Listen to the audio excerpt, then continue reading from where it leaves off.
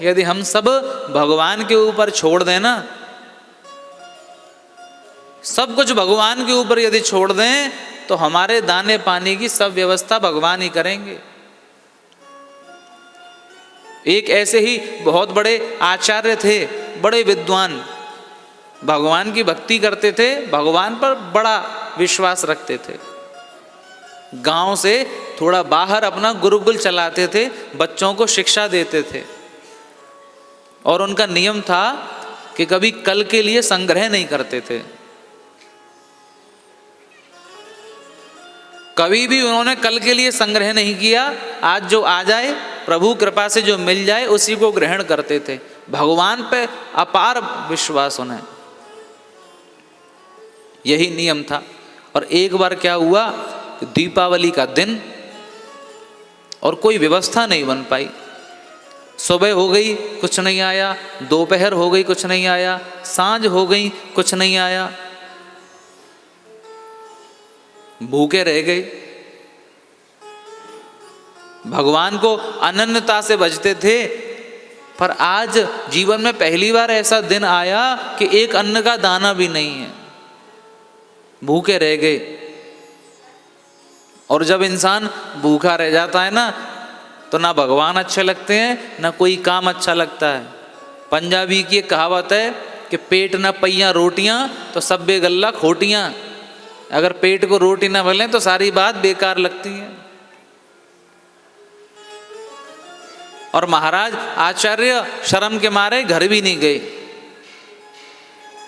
बोले, मैं जो अनन्यता से भगवान को भजता था, कि मुझे भरोसा था कि भगवान ही सब दाने पानी का प्रबंध करते हैं, पर भगवान की जो गीता में ये बात लिखी है ना, ये गलत है। तो महाराज ने क्या किया, एक काली सी स्याही ली, और स्याही लेकर के गीता में जो श्लोक लिखा था कि अनन्यास चिंतयन्तो माम ये जना पर्युपासते, श्लोक को काली स्याही से रंग दिया कि ये बात गलत है। काली स्याही से पोत दिया उसे, और शर्म के मारे घर नहीं गए। अगले दिन क्या हुआ, अगले दिन प्रातःकाल सुबह सुबह एक बालक गुरु पत्नी के घर पर पहुंचा, और गुरु पत्नी के द्वार पे जाकर के वो छोटा सा बालक गुरु माँ से प्रार्थना कर रहा है द्वार पे कि अम्बे अब के मोहे उबारो। द्वार खोलने को कहता है, गुरु माँ द्वार खोलिए। उनसे कहता है, सब सामग्री धरो भवन में और यह देह निहारो। गुरु पत्नी से क्या कह रहा है कि ये मैं बहुत सारी सामग्री जो लाया हूं, पहले इसको अपने भवन में रख लो और मेरी देह निखारो। दूर बसत मम गांव, गांव से तिहारो। वो कहने लगे, मेरा गांव थोड़ा दूर है आपके गांव से, तो मुझे आने में थोड़ी देर लग गई। भूखे रहे एक दिन गुरु। गुरु जी एक दिन भूखे रह गए, क्योंकि मेरा गांव थोड़ा दूर है ना, तो भूखे रहे एक दिन गुरु, और शिशु पे रोष उतारो। मुझ पे बड़ा उन्होंने रोष उतारा है। सांटनी मार मार दुख दीनो, और मुख कर दीनो कारो। बालक क्या कह रहा है कि गुरुजी ने सांटी मार मार के मुझे बड़ा कष्ट दिया है, और माँ मेरा मुंह काला कर दिया गुरुजी ने। अम्बे तुम ही मोहे उबारो। गुरु पत्नी से प्रार्थना कर रहा है। गुरु पत्नी ने बच्चे को जब देखा ना इस दशा में, तो अपने आंचल में भर लिया, गोद में ले लिया, और अपने आंचल से ही शिशु का मुख साफ करने लगी।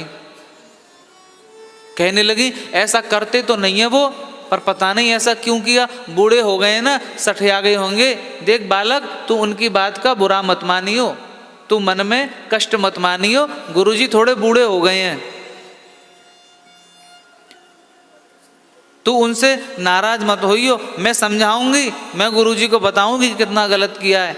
अपने आंचल से उस बालक का मुख साफ किया, उसको बढ़िया तरह से प्रेम से खिलाया पिलाया, प्रेम से उसको नहला धुला के खिला पिला के गुरु पत्नी ने विदा कर दिया। अब जब गुरुजी आए, तो आकर के गुरुजी ने क्या देखा कि घर में खूब सारा सामान भरा हुआ है। गुरुजी ने पूछा अपनी पत्नी से, कौन लाया है सामान? तो गुरु पत्नी कह रही है, वही लाया है जिसने आपको डांट लगाई थी। आपने जिसकी पिटाई लगाई, जिसको सांटी से मारा, और चलो आप अपने विद्यार्थियों को डांट लेते हो, मार लेते हो, पर यह क्या बात हुई कि आपने उसका मुख भी काला कर दिया? कैसे गुरु हैं आप?